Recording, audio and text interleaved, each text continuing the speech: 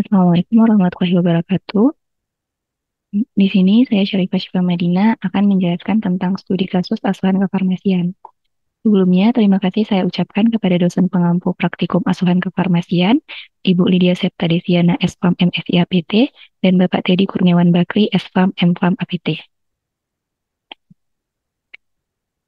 Jadi di dalam kasus ini diberitahu kalau pasien MR datang ke klinik bersama dengan ibunya dengan keluhan demam, di mana suhunya 38 sampai 39 derajat Celcius.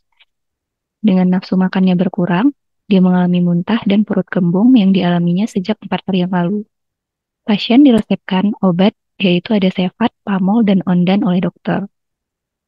Saat dilakukan wawancara, pasien ini telah mengonsumsi obat sejak 3 hari yang lalu, di mana ibu dari pasien menyampaikan bahwa dokter memberikan penjelasan kepadanya terkait indikasi obat yang diterima, yaitu di mana Pamol diberikan untuk menurunkan demam, Ondan diberikan untuk mengatasi keluhan mual.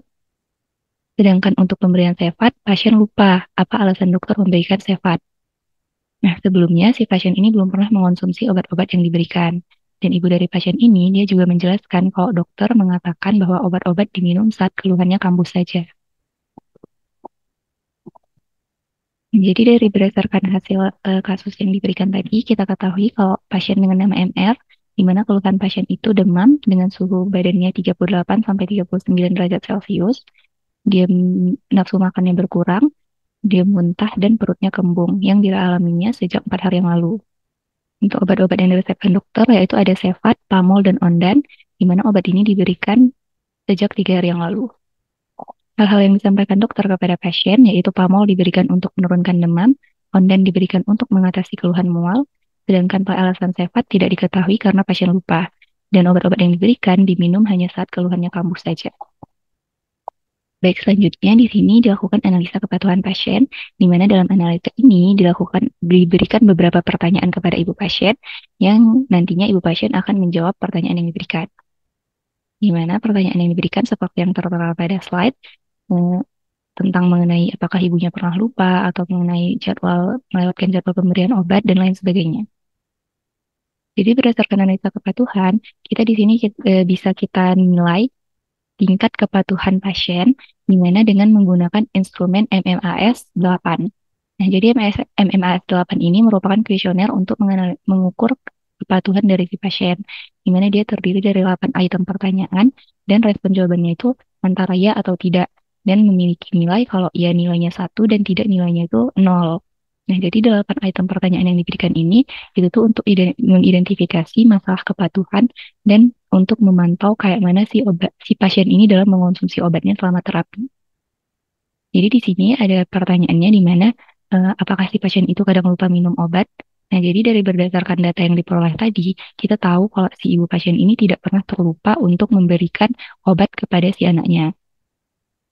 Kemudian untuk apakah di dalam 2 pekan ini si pasien pernah dengan sengaja tidak minum obat, itu jawabannya iya, karena diketahui. Jadi dari sini si ibu pasien dia selalu mengingatkan si anaknya minum obat. Tapi anak ini terkadang sulit untuk minum obat, jadi kadang-kadang dia sengaja untuk nggak minum obat yang diberikan sama ibunya. Nah, untuk apakah si pasien pernah mengurangi atau memberhentikan obat tanpa diketahui dokter, itu tidak pernah. Karena si pasien mengikuti anjuran dokter dalam mengonsumsi obatnya. Saat bepergian juga si pasien tidak pernah lupa membawa obat, karena ibu pasien tadi selalu membawa obat kemanapun mereka pergi. Nah, untuk kemarin atau sehari sebelum dilakukan analisa ini, si pasien apakah dia tidak meminum obatnya, itu juga tidak, karena pasien meminum obatnya. Jadi di sini ketika merasa sehat, apakah si pasien berhenti minum obat? Nah, jadi untuk pertanyaan ini, itu si pasien, dia kalau berdasarkan dari hasil wawancara, kan tadi diketahui ya kalau si dokter menginformasikan kepada pasien kalau obat ini diminum saat keluhannya kambuh aja. Jadi, waktu dia sehat, dia nggak minum obat. Namun, di sini si pasien menerima obat baru 3 hari. Di mana dalam 3 hari tersebut, memang untuk keluhan si pasien sendiri memang belum berkurang. Jadi, kemudian untuk pertanyaan berikutnya, di mana apakah si pasien ini terganggu dengan minum obat? Di sini kita tahu kalau pertanyaan itu sama dengan dari data yang diperoleh, di mana tidak, karena ibu ini selalu mengusahakan yang terbaik demi kesembuhan anaknya. untuk seberapa sering si pasien mengalami keseringan obat, itu ada beberapa kali. Jadi di sini diperoleh jawaban iya. Nah, jadi berdasarkan dari instrumen penilaian MMAS ini, kita peroleh kalau nilai kepatuhan si pasien itu totalnya itu 3, yang artinya si pasien ini memiliki tingkat kepatuhannya yang rendah. Nah, jadi dari tingkat kepatuhan yang rendah ini, kita harus bisa mengedukasi pasien untuk dia tuh bisa lebih meningkatkan lagi kepatuhannya dalam mengonsumsi obat.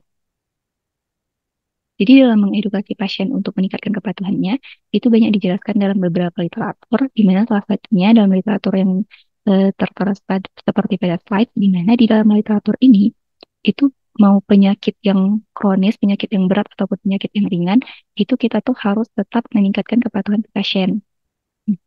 Sebelumnya, untuk kita meningkatkan kepatuhan pasien, kita tuh perlu menjelaskan dulu tentang kondisi klinis si pasien. Jadi kita harus menjelaskan kepada ibu ini bagaimana penyakit si anaknya, apa yang terjadi pada anaknya gitu. Baru setelah itu kita harus meningkatkan kepercayaan pasien terhadap obat yang diberikan. Nah, jadi di dalam jurnal ini dijelaskan kalau beberapa pasien itu tuh dia nggak minum obat karena dia ngerasa kalau nggak minum obat pun dia bakalan sembuh. Dia nggak yakin obat ini bisa menyembuhkan dia. Jadi kita tuh harus meningkatkan kepercayaan pasien terhadap obat yang diberikan itu. Caranya ya kita harus memberikan edukasi tujuan dari obat ini tuh apa gitu. Apa manfaat terhadap ke kondisi dari si anak ibu ibu pasien tadi. Kemudian kita harus memberi inisiatif edukasi. Nah, jadi inisiatif edukasi ini kita memberi kayak yang semangat atau kita memberi bagaimana nanti kalau misalnya dia nggak minum obat, kayak gitu, apa yang akan terjadi kepada anaknya jika dia tidak minum obat, gitu, jika dia meninggalkan dosis-dosis obat yang diberikan oleh dokter. Selanjutnya untuk memonitoring efek samping obat. Jadi untuk memonitoring efek samping obat juga diberikan data di mana data ini telah berisi dari 10 pertanyaan dan memiliki jawaban yang telah dijawab oleh si ibu dari pasien tersebut. Untuk instrumen penilaian monitoring efek samping obat ini, itu digunakan monitoring efek samping obat dari algoritma Naranjo. Di mana algoritma Naranjo ini, dia merupakan skala resmi yang digunakan di Indonesia untuk mengkaji potensi efek samping dari obat. Nah, dia mengkaji efek samping itu melalui kuesioner, di mana kuesionernya itu mempunyai skala-skala tertentu. Seperti kita lihat pada tabel, di sini untuk tiap jawabannya memiliki poin-poin tertentu. Ada plus 1, plus 2, dan 0. Kenapa dipilih algoritma Naranjo? Karena algoritma Naranjo ini dia bisa menganalisis efek samping secara kuantitatif dan kualitatif. Jadi ada beberapa pertanyaan nanti kayak mana terdeteksinya obat itu dalam cairan tubuh. Jadi kita bisa tahu data kualitatif dan kuantitatif yang dialami oleh pasien. Jadi berdasarkan hasil ini, jadi kan ya, di sini ada pertanyaan kalau apakah ada laporan penelitian sebelumnya tentang reaksi efek samping yang dirasakan. Jadi untuk obat yang diberikan, yaitu ada cefepramol sama si Ondan ini, dia eh, banyak memang penelitian dan literatur yang mengatakan kalau ada beberapa efek samping yang akan ditimbulkan bagi si penggunanya, sehingga dia diperoleh jawabannya ya. Nah, untuk apakah reaksi muncul setelah obat yang dicurigai diberikan, itu si pasiennya tidak bisa kita memberikan jawaban karena si pasien ini telah merasakan keluhannya waktu 4 hari yang lalu dan dia mengonsumsi obat itu 3 hari, baru 2 hari gitu kan, baru 2 hari terapinya, jadi dia nggak bisa bilang kalau misalnya apakah ada efek samping yang timbul gitu. Selanjutnya untuk apakah reaksinya berkurang saat obatnya dihentikan, juga kita tidak bisa ketahui dengan pasti jawabannya karena si pasien belum memberhentikan obatnya. Dia masih mengonsumsi obat ini selama 2 hari. Um, dan untuk apakah reaksi muncul kembali saat obat digunakan, itu berdasarkan hasil data ini, jawaban ibu ini iya. Karena katanya saat anaknya mengonsumsi obat itu, efeknya timbul gitu. Selanjutnya, apakah ada penyebab alternatif selain obat yang dapat memberikan reaksi ini? Itu tidak diketahui. Eh, karena bisa jadi eh, ada efek luar, tapi kita tuh nggak bisa memastikan gitu. Jadi dia bisa jawabannya itu tidak diketahui. Untuk muncul kembali saat diberikan placebo, di sini tidak ada karena si ibu ini tidak ada diberikan placebo gitu di dalam pertanyaan data yang nomor 9 karena ibunya menjawab kalau dia itu tidak memberikan apa-apa kepada anaknya selain obat yang dianjurkan dokter. Selanjutnya, apakah pasien mempunyai reaksi yang mirip pada obat yang sama atau mirip pada pemakaman sebelumnya? Kalau ini itu tidak ada. Jadi karena si pasien ini dia reaksi yang ditimbulkan dari obatnya itu juga dalam data tadi tidak diketahui ya. Kalau misalnya ada reaksi-reaksi yang ditimbulkan, kita juga tidak tahu reaksi apa yang muncul dari si obat ini karena tidak ada data yang valid mengenai reaksi yang ditimbulkan. Untuk bukti objektif dari reaksinya juga tidak bisa dikonfirmasi karena si ibu ini menjalankan terapi baru 3 hari dan tidak ada efek-efek yang dengan bukti yang valid gitu untuk membuktikan reaksi yang ditimbulkan dari obat. Jadi berdasarkan dari instrumen penilaian ini diperoleh kalau total skor dari probabilitas nelanjutnya yaitu ada 4 sehingga kemungkinan terjadinya efek samping obat itu cukup mungkin. Nah, jadi dari efek samping yang instrumen kita nih kita peroleh tadi karena dia cukup mungkin kita harus analisa nih obat-obatnya. Jadi dari hasil analisa obat ini untuk efek samping obat yang diberikan dari Zevot itu berdasarkan dari Lipicons 2012 itu ada diare, nefritis, neurotoksisitas, dan hematologi. Nah, untuk pamol sendiri itu ada mual, muntah, anoreksia, dan diaporesis.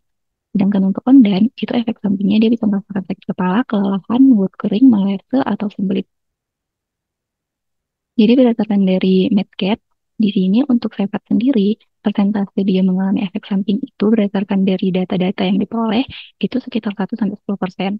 Sedangkan Pamol, itu tuh dia merasakan efek ini tuh sekitar 12-24 jam setelah diberikan. Dan itu persentasenya itu sangat kecil. Kemungkinannya kebanyakan orang nggak mengalami efek-efek yang ditimbulkan. Sedangkan untuk Ondan sendiri, itu persentasenya tuh lebih dari 10%. Jadi, banyak penelitian dan banyak bukti-bukti yang telah terjadi di mana si ondan ini memiliki efek-efek samping seperti ini. Jadi berdasarkan dari sini kita bisa tahu kalau misalnya kemungkinan obat yang menimbulkan reaksi itu antara Zevot atau ondan, tapi kita lebih berat kemungkinannya itu ada di ondan karena dia memang persentasenya itu lebih tinggi. Hmm, Jadi kan kalau kita lihat dari efek samping ini, kita mungkin bisa menyimpulkan kemungkinannya itu dia terjadi diare atau terjadi sembelit gitu kan kepada si anak ini karena dia mengkonsumsi obat yang 3 ini. Jadi kita harus nanti tahu nih edukasi sama si pasien ini kayak mana kalau misalnya nanti efek samping itu terjadi gitu. Karena kan efek sampingnya bisa juga tidak terjadi, tapi kita harus mewaspadai apabila itu terjadi. Nah, untuk edukasi pasiennya, kita harus bilang kepada ibu si pasien ini kalau ibu itu harus tetap memantaukan kemungkinan terjadinya efek samping yaitu ada diare. Jadi kan misalnya ada terjadi diare pada si anak, itu tuh si ibu harus segera menghubungi dokter. Jadi tetap harus menghubungi dokter dengan segera. Dan juga untuk mengatasi itu, untuk mengurangi kemungkinan itu, kita harus menjaga kebersihan makan dan aktivitas si pasien. Jadi nanti kita bilang sama si ibunya kalau si anak ini dijaga kebersihannya, karena kan anak-anak kita nggak tahu nih mainnya kayak mana, terus kayak mana dia waktu makan gitu. Jadi itu harus dijaga karena kemungkinan kalau diare kan bukan hanya ditimbulkan dari obat, bisa jadi dari mungkin dari makanan yang salah, jajanan-jajanan yang di luar gitu. Jadi kita harus mengedukasi kayak mana nanti si ibu ini memerhatikan aktivitas si anaknya. Baik, sekian persentase dari saya. Terima kasih. Akhirnya, wassalamualaikum warahmatullahi wabarakatuh.